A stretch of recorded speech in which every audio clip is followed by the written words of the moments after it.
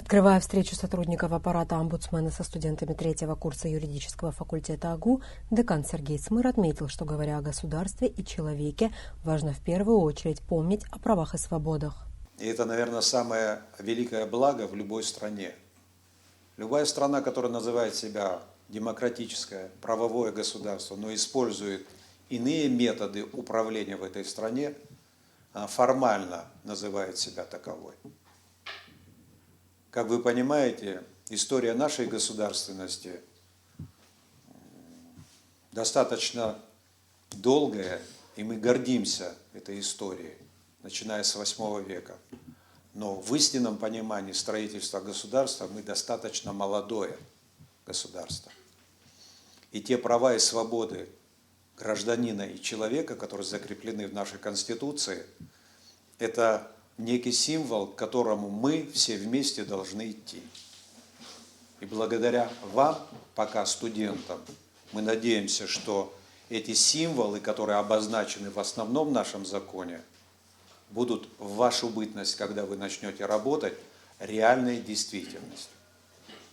Всеобщая декларация прав человека – это эпохальный документ, в котором были провозглашены неотъемлемые права, присущие каждому человеку вне зависимости от его расы, цвета кожи, пола, языка, религии, политических или иных убеждений, национального или социального происхождения, имущественного, сословного или иного положения.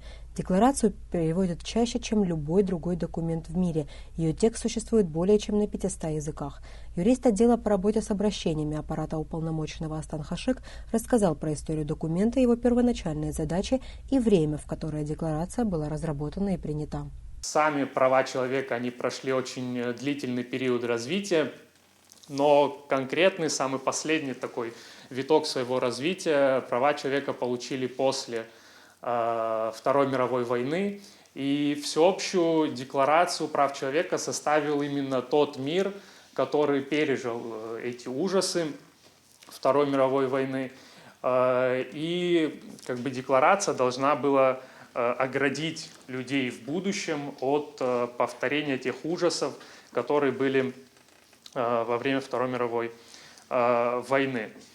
Также декларация, она писалась многими народами, и поэтому она стала таким неким ориентиром, неким представлением о мире, которое хотели достичь эти государства в дальнейшем.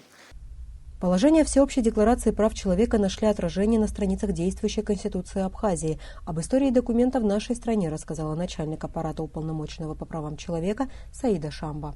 У нас в Республике Абхазия действует постановление Верховного Совета Абхазии, которое было принято 25 января 1992 года и было подписано председателем Верховного Совета Владиславом Григорьевичем Марцинбо о признании Всеобщей декларации прав человека. И я хотела бы зачитать эти два пункта.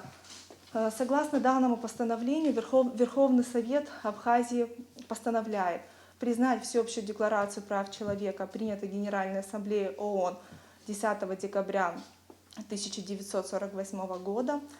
Вторым пунктом установлено, что законы и иные законодательные акты, вступающие в противоречие с Всеобщей декларацией прав человека, считать не имеющими юридическую силу и не подлежащими исполнению на территории Республики Абхазия.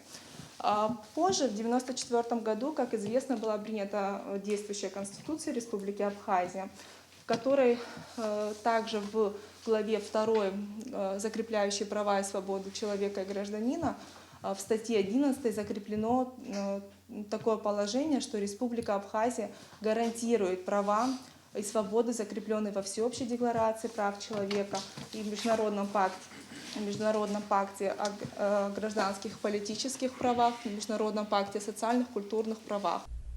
О практической части и опыте работы непосредственно Абхазского института уполномоченного по правам человека говорила эксперт аппарата и адвокат Мадина Лазарева.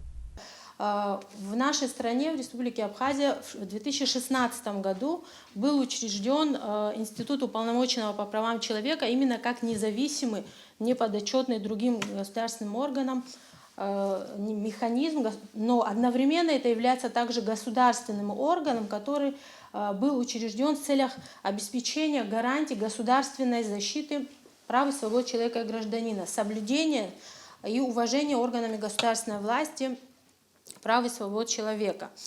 Особая роль института омбудсмана состоит в том, что он находится между обществом и властью, то есть одновременно это государственный орган, но и в то же самое время это как бы адвокат общества для государства. То есть мы должны защищать аппарат уполномоченного, данный институт должен защищать, используя те механизмы, которые предоставлены самим государством для защиты прав человека, использовать все предоставленные государством меры воздействия. Как социальный институт гражданского общества, омбудсман восстанавливает баланс сил государства и общества в области защиты прав и свобод. Он оказывает помощь гражданам, побуждая различные институты государства выполнять обязанности в отношении членов гражданского общества. Дублирующая сеть безопасности в виде омбудсмана, можно сказать, улавливает ошибки, вскрывает несправедливости управления, оставшиеся вне поля зрения других правообеспечительных органов. В отличие от других институтов защиты гражданских прав и свобод, омбудсмен может руководствоваться не только правовыми нормами и принципами, но также он должен действовать, исходя из моральных соображений и идеалов справедливости.